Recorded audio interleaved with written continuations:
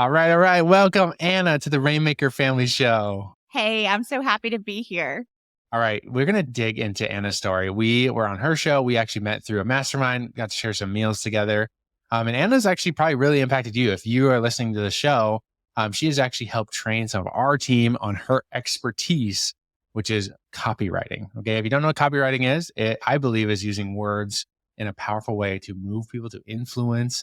And there's really an art and a science to this. We're going to be talking about it all today and how it applies to your life, your business, and beyond. Okay. So Anna, I wanted to ask you this, and I gave you a tiny bit of heads up. When was the first time you remember words moving you? Wow. I mean, this is in the intro, you can tell my gears are still turning. So I'm just going to tell you the honest, transparent thing. Now, this goes way back. I don't have a lot of memories from when I was a little bitty girl, but my mom, kept a little baby book for me. And she told me that my first sentence was, I like boys. And so I just tell you the honest answer.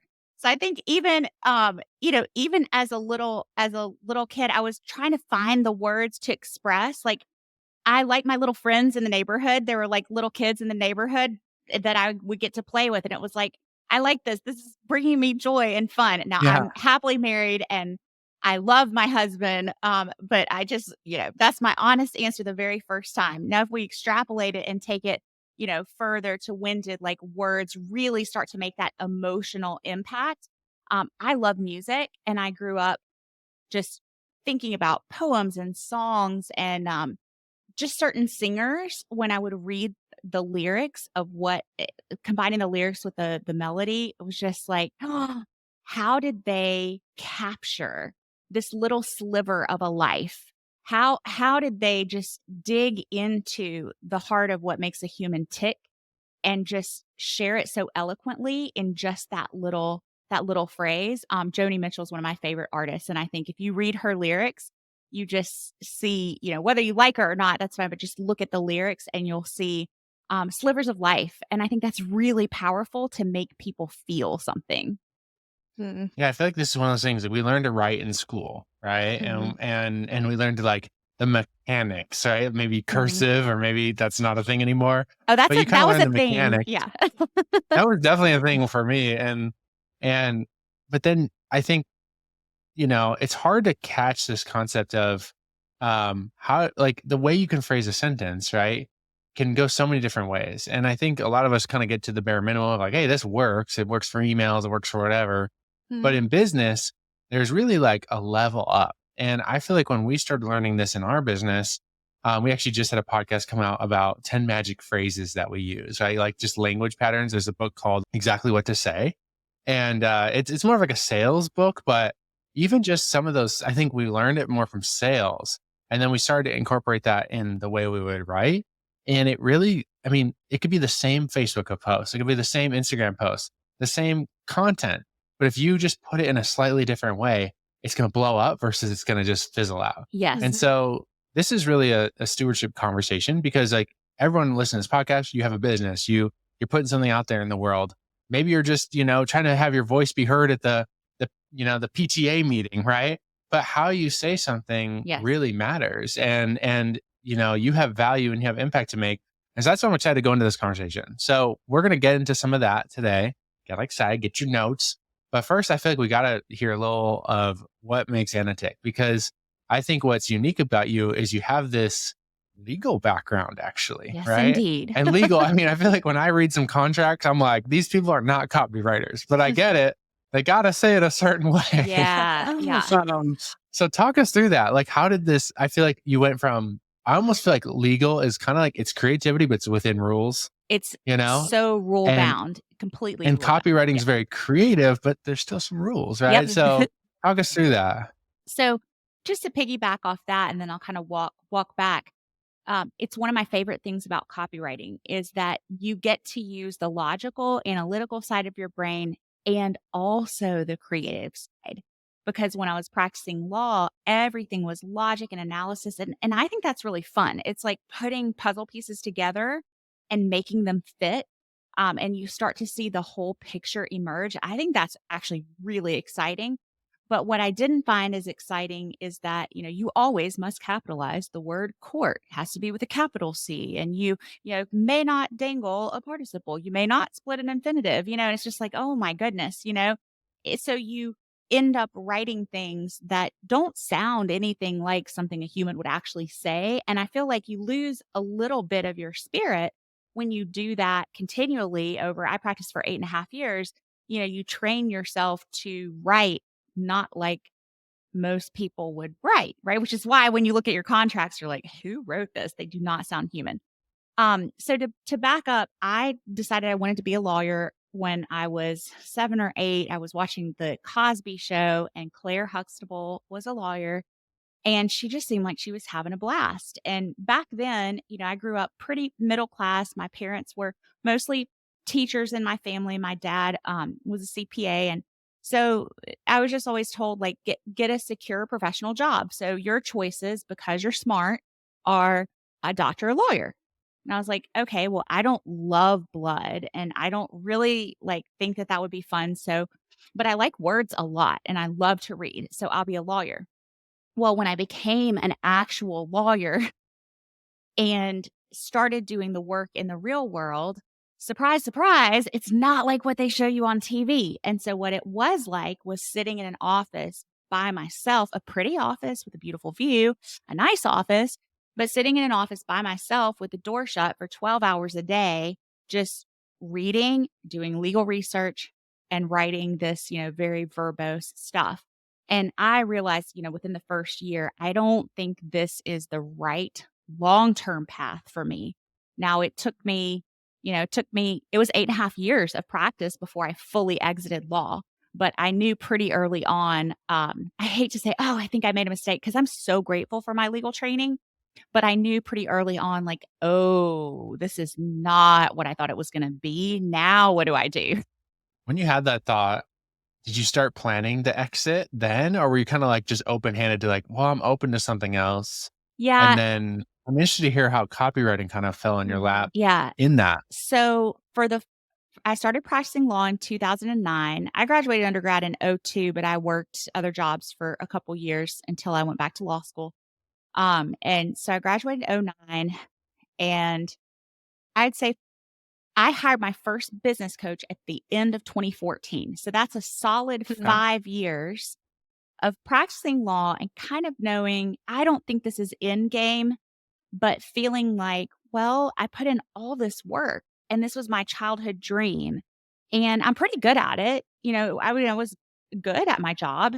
So maybe things will, you know, open up in the future. And I will say it did get more fun like year 3, 4, 5. Once you had a little more experience, I did get to do some of the more fun things like taking depositions or going and argue motions in court. So there were like little pieces of it that I really enjoyed, but still the majority of it was just sitting in your office doing research and writing. So it was the fall of 2014.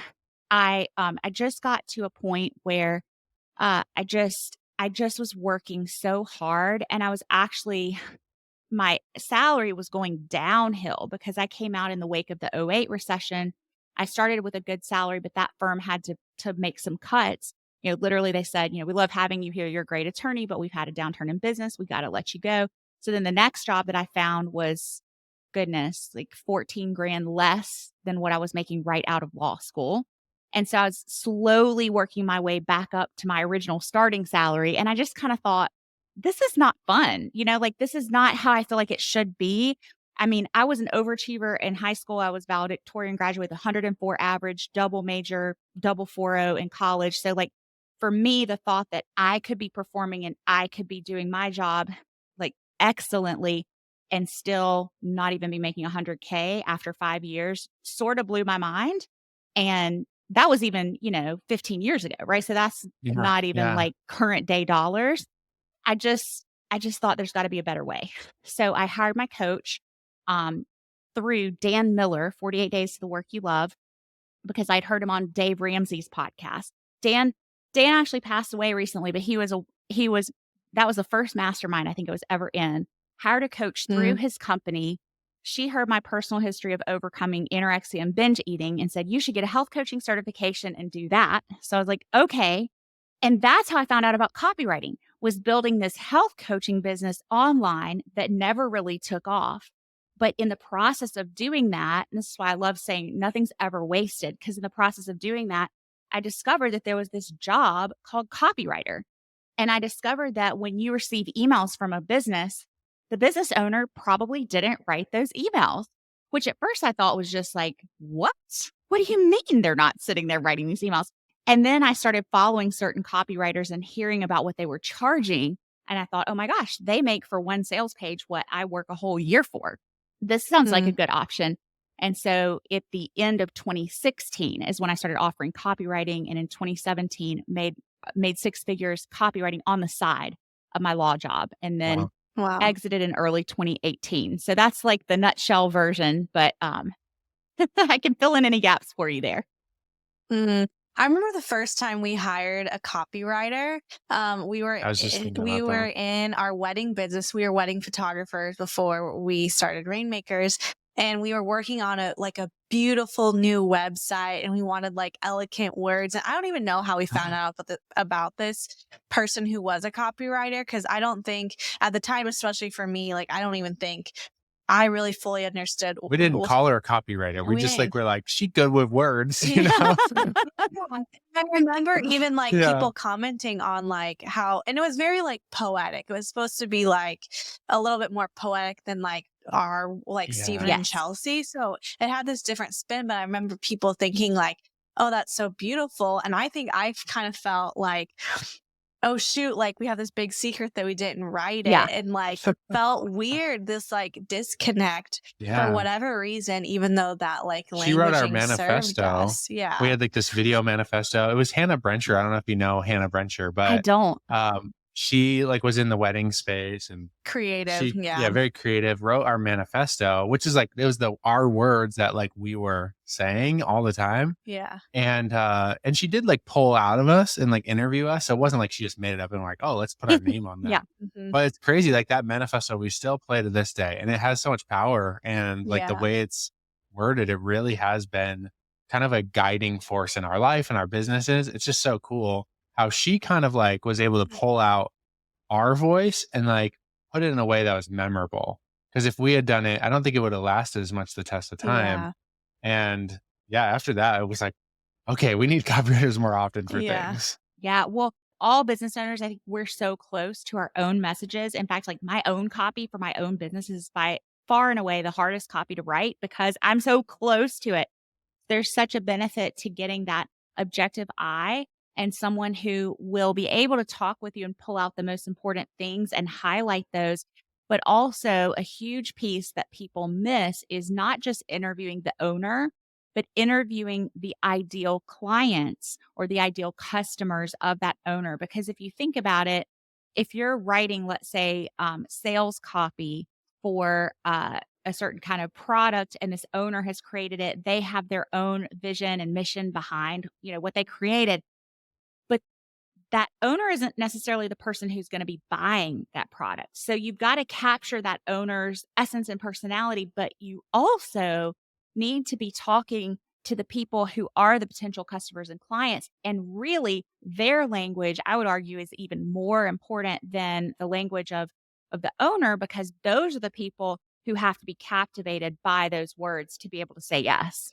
You're giving me like a really good idea for even like our students to do. So like all of our students like launch physical products. And I love this idea that you have of like, what would you say to them that are like trying to figure out their messaging? Maybe they aren't at a place quite yet to like hire a copywriter. Like what are some things that maybe they could pull on from their customers? Or we'll start there, and then I'm sure I'll have more questions. Yeah.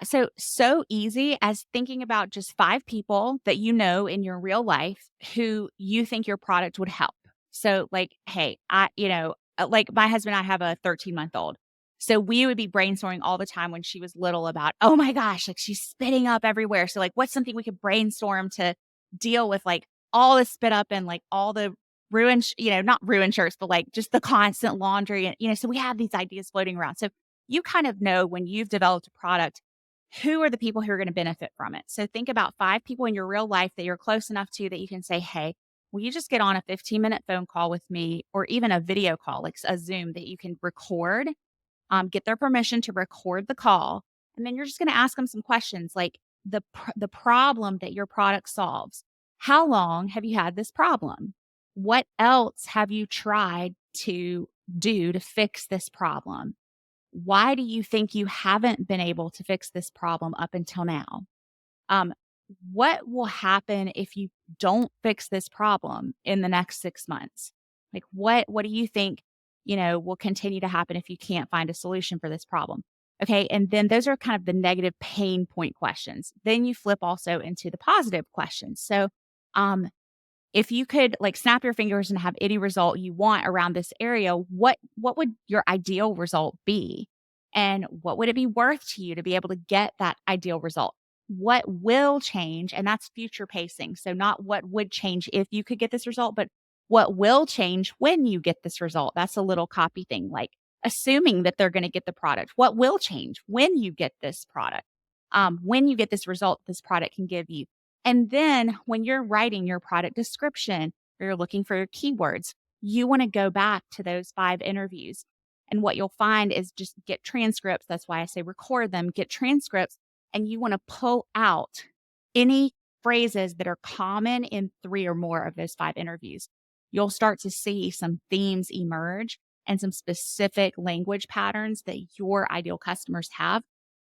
Those are the specific phrases that you want to put into the copy, not a synonym, not a phrase that you think means the same thing, literally their language. That's really good. Wow.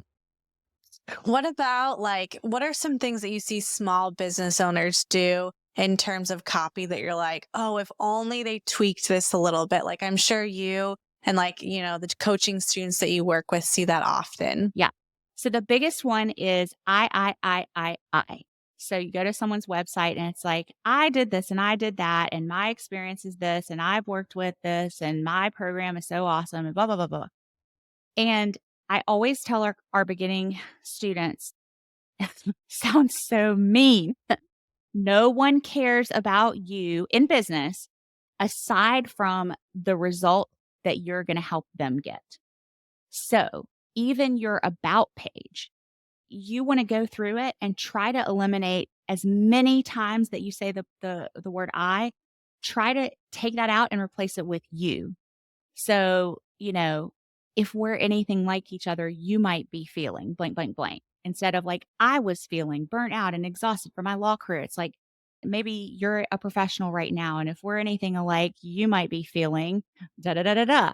So really turning every I to you and writing all of the copy with the goal in mind that the person, it's for the person reading it. It's not for you to make yourself look good. And I think people do this with the best of intentions, because they feel like if I don't come across as an expert, people won't have the confidence in me to buy.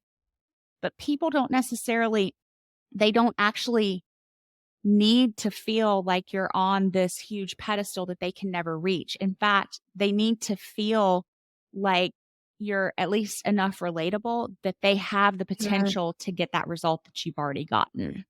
Mm-hmm. Wow. So that's powerful. That's one thing. I've got one more if you want. Sure, let's take it. As many more as you want to give. These are great. Yeah, I'm taking note. The other big one that I see people do is they do something called mind reading. And so that's where you're reading an email and the email says something like, you're frustrated. You've tried everything. You know that if you don't make a change, things are never going to go your way. Well, you're mind reading. You're outright saying what someone else thinks. And what that can do if you're not careful or you're not aware of it is that can instantly raise your potential customers' defenses, because automatically it's like, well, how do you know? You don't know me. You're telling me I'm frustrated? Screw that. I'm out. So it's a simple shift that you can make, which is if we're anything, and you don't always have to say if we're anything alike. I know I've said that a few times, but like, if you're anything like me, you might be feeling a little frustrated. Perhaps you've been trying to get this result And it's possible that you, like me, have tried many different things to get the result that you want. So you're just softening it to where instead of just saying, you've done this, you're mad, you're like, you might be feeling frustrated. You've probably tried a lot of things. And just that small shift can make a huge difference in keeping people open to hear your message. Any seasoned entrepreneur will tell you it's not about how much you make, it's how much you keep. We got to increase your income while decreasing your expenses. So what if there's a way to decrease your taxes, to protect you against liability, and to open up doors to business funding for your business? This is where our friends at Prime Corporate Services come in handy. They're experts and they help our Rainmakers get structured in the right way. We worked out a deal with them just for our Rainmaker community to get you a free complimentary consultation with one of their experts. If you're starting a business and you want to get all your ducks in a row when it comes to the legal entity for your business structure, these guys are the go-to. If for a similar package, you would pay like $1,200 on LegalZoom, but this company gives our Rainmaker family a serious hookup. Not only can Prime help you out with getting all your business entities set up, they can help you with your taxes as your business is rolling, and eventually help you with even estate planning for your family legacy. We put all the info on rainmakerfamily.com/deals. Go there, you can book a free complimentary consultation with Prime Corporate and get set up today. Again, that's rainmakerfamily.com/deals. That's good. What about for like those newsletters that you write where it's not so much sales copy where you're like, you might be feeling this, so here's this, buy my product, but it's more just like maybe it's a life update or just I love those type of emails where they're just sharing from their heart about us. Maybe there's like a little something they're trying to teach about, like a life lesson. Is there any like languaging things that could help with like a newsletter like that where you're not as selling as much, but you're just trying to be more relatable? Yeah, I think in the newsletter space where you're sharing your personal stories, it's just being as genuine and as real as possible and actually like speaking with, again, that's where you would really want to dig into the language of the person whose voice you're meant to be capturing. And being so genuine. I mean, it's why, as embarrassing as it was, I answered the question with my honest thoughts when you said, what's the first time words moved you? Like, I really, really, would have chosen to have thought of something else, but that's what came into my mind. And I know that authenticity is so important. So I think like because we have, a pretty good sized email list in our company. Some of the emails that I've sent on the personal story front that have had the most success are the emails that I've thought I'm probably going to lose a lot of subscribers over this, but this is how I honestly feel, and I'm just going to have to say it. And the emails that I've been the most nervous or scared to send because I'm like, oh, what if this like really damages the brand, are the ones that interestingly have gotten the most resoundingly positive responses, because I think people feel when you're being honest and genuine versus following, a formula to try to appear honest and genuine. Yeah. What's your opinion on AI? Because I feel like it's one of those ones that so good. I just did a reel about this recently. Oh, really? Okay. Yeah. So like, I mean, I love like the time savings, but you can just kind of smell it sometimes, like game changer and things like that, that it just uses these same phrases. I know. What's your opinion on it right now? What do you think? What do you see the future of AI in copywriting and how that affects the words and potentially business owners? Yeah, I'm so glad that you asked that question. I love talking about this. Also because I have the background, of being an attorney. So I think I can bring a bit of a unique perspective. So when people started, AI has been around for a long time, right? But when people really started talking about Chat GPT and such was the end of 2022. And I remember this very well because we had a launch coming up in 2023. And I was like, oh no, like I have to learn something more about this because I know that this is going to freak people out. And I have to know enough to speak on this intelligently and really have enough of a depth of understanding to give truthful feedback for what my honest thoughts are. So I started studying it actually from someone who I don't think there are a lot of people who really understand. There's a lot of people who've like created pop-up AI courses, but from someone who's been doing it for 10 years plus, long before it was trendy. So I started studying his things and learning from him. And And I was really relieved because I was on, I think it was like a 2 or 3 day workshop, and all the big name copywriters were in the chat. And I was like, okay, I'm in the right place. Like, these are all the people making, half a million plus a year. And the consensus was, okay, we do not have to be worried about AI taking our jobs. Whew. Um, but here's why. So and then I'll get into the legal side.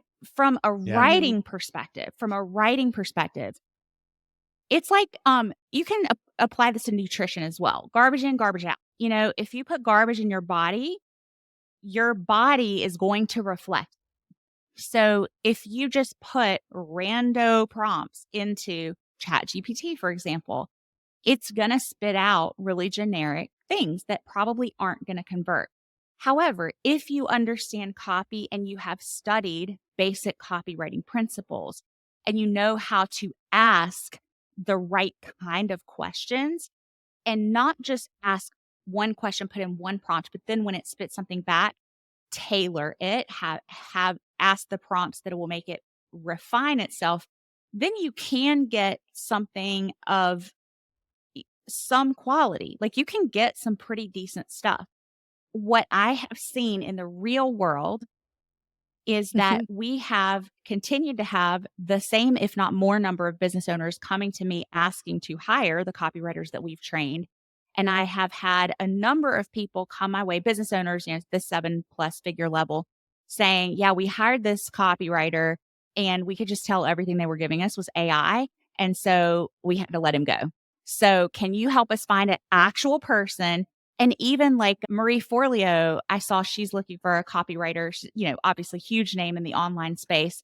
And literally the application, I'm paraphrasing, but it says something like, please don't use ChatGPT to write your application. We can tell, and I wanted to screenshot it and be like, look, guys, business owners who are successful, they want real, they want honest, and they want genuine. And you can get it with enough massaging of the prompts, but it actually takes someone who's really skilled at copywriting to be able to massage it enough to get that. So it's kind of like, well, you may as well just hire an actual human, because you got to know it either way. Yeah. Now, from the legal side, now this is for the US. So I think you probably have listeners outside of the US as well, but you cannot protect by copyright, copy RIGHT, as distinguished from copy WRITE that we've been talking about. But you can't protect by copyright, can't register for copyright anything that is not human generated. So let's say that you use AI to write your sales page and you want to register your sales page copy for copyright so that nobody else takes your sales page and uses it for their product. Well, you can't if AI has generated that. Now, here's my disclaimer. This is everything I'm saying is for education and information. I'm not your attorney. I'm not giving you legal advice. But smart business owners understand that. And what is so important to all of our businesses, for those of us who are at a certain level, like, our intellectual property is huge. Your formulas, your processes, your frameworks, your registered trademarks. And so if you have, let's say someone wrote a book and they use AI to write the book, right? So they cannot register it for copyright protection. And let's say somebody else just rips it off and says, it's my book. Well, if you want to file a suit against that person for stealing your book, the first step before you can file a suit for copywriting infringement is you have to register it for copyright protection. We can't do that because it's not human generated. So therefore you're out of blessing. I don't like the word luck. Yeah. You're out of blessing. Yeah. So that's a huge reason why people who are really successful business owners don't want to mess around with having AI produce their content. And then the third reason is that for email deliverability, there are increasingly stringent filters to make sure that the emails getting into people's inboxes are actually things that they want to receive. So the risk with AI is it is potentially more likely to get put into spam and into promotions, because if your email sounds, like everybody else's and it has got that kind of generic spammy language and there's a filter, kind of checking for AI, it can be more difficult to get it into the main inbox, which is all of our goals, right? So who cares how hard you work on your email or how well it would convert? If nobody ever gets to see it, it's irrelevant. So those are that's the smorgasbord of reasons why I'm not worried about AI. I actually think that the legal protections against it are going to become even stronger as we move forward, because I think it is raising so many ethical red flags that legislators are starting to put more controls, but purely even just for the copyright protection aspect of it. I haven't seen business owners at a certain level, who are willing to stop using human copywriters because they don't want to risk losing their IP. I know that was Man, a lot. the future Yeah. is interesting when it comes to Yeah. AI. It's definitely one of those. It's interesting how it went after Mhm. some of the more creative things first, right? It's like, photography and writing and, art, like these are the things that it was funny how that was the thing, that AI really, I would say, became very mainstream on. And so we're definitely be navigating that, but then we'll probably look back on this podcast like being like, oh, we had no idea, right? It's like, I don't know, but it'll be a fun future to see how we can leverage those tools. And I think you're right. Like people would always ask us when we were in the like video industry, photo and video industry, like what kind of camera should I get? Right. And it was kind of like, oh, it doesn't matter. Like you can shoot on your iPhone, you can shoot on $20,000 camera. It's who's operating the camera. And I think that, like you said, that's going to be the power of AI in the future is who's operating it, the prompts they're putting in, the questions they're putting in, and the skill set of that person to know how to guide the machine, Yeah. So, And yeah. that's something, I mean, we actually do train in our certification. It's one of the bonuses that we offer. We do train on how you can use AI to brainstorm topics and ideas to make your copyright packages more premium, because there are a lot of cool things you can do with it. For example, if you write the base copy and then let's say your client has, 3 different avatars, like you can write the base copy and then you can use AI to help you more efficiently adjust it for different kinds of avatars. So I'm That's cool. absolutely, not at all saying like you shouldn't touch it if you're writing copy. I think it has a lot of powerful uses, but as far as just purely depending on it, I think that's probably a bit of a road to ruin, to state it dramatically. Yeah. I know we were talking. I love this conversation. You brought so much like practical and then like just sharing your wisdom of what you're seeing as far as like AI is great, but also like there's all these other elements and people are still needing this and that human touch. And I totally agree. Like feel like I've tried to slap some copy in for a social media post, again, not training it to any level. And I'm like, well, this just doesn't sound like me and I need to go back in and, all of that. But I know we kind of briefly talked, Anna, right before we started recording, just about how you went to law school, but then you started building your business before you had your daughter. And when COVID hit, you were really set up well for the future. Can you just talk a little bit about that? Because I think sometimes, like, whatever the dream is that's on our listeners' heart, and a lot of them, talk about doing mentorship, or is it the right time? Are things oversaturated? Can you just talk about like how you set yourself up well and how that's affecting your life now and your family's life? Yeah. Well, I know we were chatting before you hit record about like what would be the most useful things, that I could share. And I wanted to touch on this because, when I was a lawyer, no, I never made 6 figures, but I made really close. I think I got up to like 93,000. I mean, so it's not like I was just, in some job where like, you know, it was just the worst situation in the world. And, I had actually a pretty decent quality of life. I just knew that there had to be something better, and I had that drive, and I was willing to put in the work because I just knew that there had to be a way that I could use the gifts and the talents that I had to make a better living for myself, and also to do work that felt more fulfilling to me, because that was one of the things I didn't love as much about law is unless you're a Rainmaker partner talking to the Rainmaker family, you take the cases you're given. And sometimes I would get a case and I would just be like, I do not want to have to defend this case. Now, I did civil work, thankfully, not criminal. So I never had to do like, stuff that I was like morally, ethically opposed to. But sometimes I was just like, oh my gosh, like I really don't want to have to defend these people, but I do. I have to because that's my job. And from an ethical perspective, I have to do my best at my job, right? Or else I should quit my job. All that to say, I wasn't in just this dire situation. I had a good job, decent salary. But I also knew I I hadn't even met my husband yet when I started my business, but I knew I really want to be married someday. I would love to have kids. And I just could look at the lifestyle and say, like, this is not going to be conducive to having a healthy relationship. And it's definitely not going to be conducive to having children and being present for them. And I had no idea, of course, the pandemic was going to come. But I remember when I started my business and then when I found copywriting, that's when things really took off. So, I made six figures and I waited until my business was making 7 times per month what I was earning as a lawyer to go full time in my business. So, like at that point, you could just do the math and be like, you're kind of stupid if you continue practicing law because you're missing out on a lot of opportunities, as crazy as that sounds. So, I remember my mom saying, wait, you're quitting being a lawyer to work on the internet? Like, what? And she didn't get it, but I knew the numbers.